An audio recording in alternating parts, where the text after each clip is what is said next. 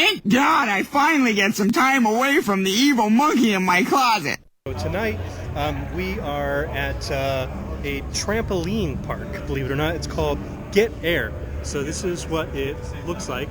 It's a big gigantic trampoline. So it's really, really cool. So it's definitely different. So I'm going to take you through the track real quick here. So we did a really quick track, nothing fancy. So here's our start gate. We come around here and we do a real quick turn right through here and then go straight through there. And then once we come through here, we do a pin turn where we spin, come back around, go through, and then we do another spin through here.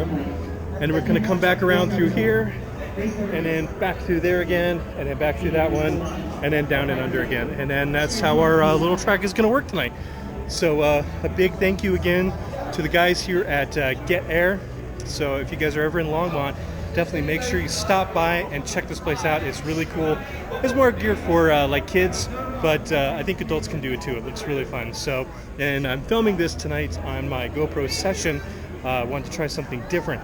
So I hope you guys enjoy this, and I hope you enjoy the flight footage. Do, do, do.